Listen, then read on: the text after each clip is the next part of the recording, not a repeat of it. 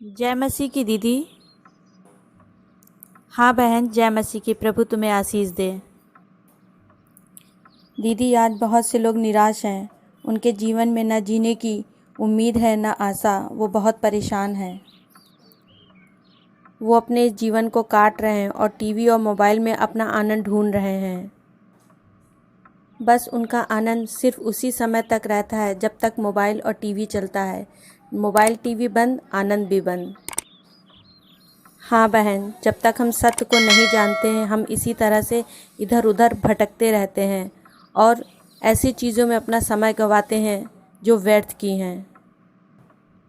आज जब हमने प्रभु को अपना जीवन की बागडोर उसके हाथों में सौंप दी है तो हमारे जीवन जीने का तरीका ही बदल गया है।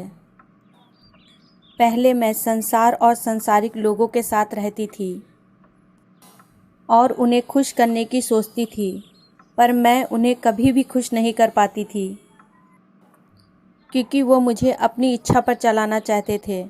एक को खुश करती तो दूसरा दुखी हो जाता था। पर जब से मैंने प्रभु को जाना व मैंने उनके वचनों को जाना कि सही चाल चलो और ऐसा कुछ न करो जो परमेश्वर की नज़र में गलत है, अब मैं मनुष्यों को नहीं खुश करती हूँ। मैं ऐसा कोई कार्य नहीं करना चाहती जिससे मेरे प्रभु को मेरे कारण दुख पहुँचे। तो दीदी, हमें कैसा जीवन जीना चाहिए? बहन, हमें सच्चा मसीह बनना है।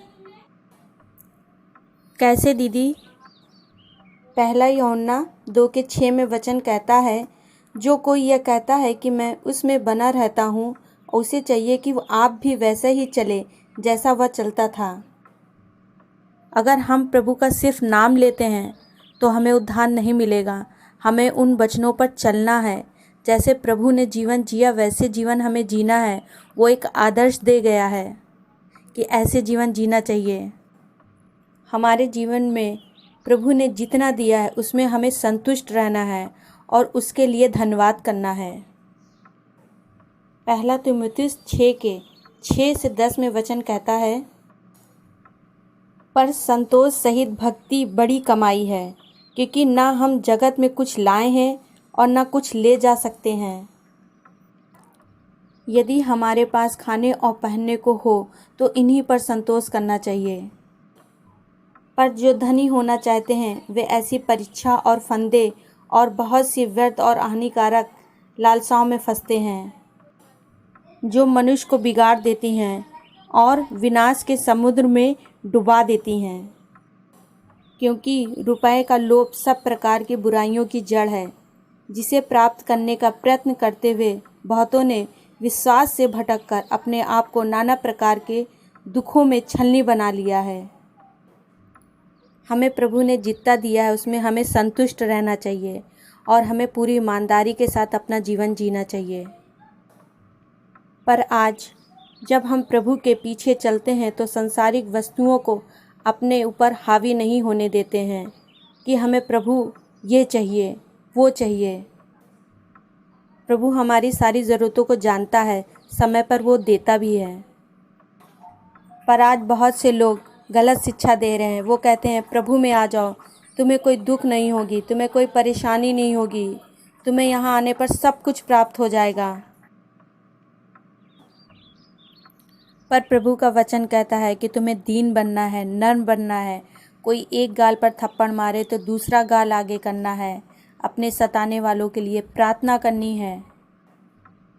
यूहन्ना 13:14 और 15 में वचन इस तरह से कहता है, यदि मैंने प्रभु और गुरु होकर तुम्हारे पाँव धोए तो तुम्हें भी एक दूसरे के पाँव धोना चाहिए,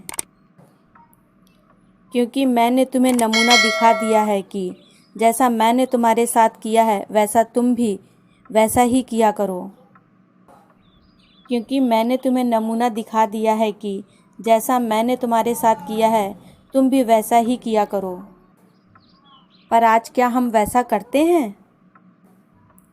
अगर कोई पैसा वाला व्यक्ति होता है तो उसको हम बहुत सम्मान देते हैं। अगर कोई गरीब व्यक्ति होता है तो उसको हम हीन दृष्टि से देखते हैं। पर प्रभु ने हमें यहाँ पे सिखाया है कि हम सब परमेश्वर की संतान हैं और वो परमेश्वर का पुत्र होकर भी अपने चेलों के पैर धुले, तो हमें भी एक दूसरे का सम्मान करना चाहिए। प्रभु के इन वचनों के सुने जाने पर प्रभु सबको आशीष दे। जय मसीह की।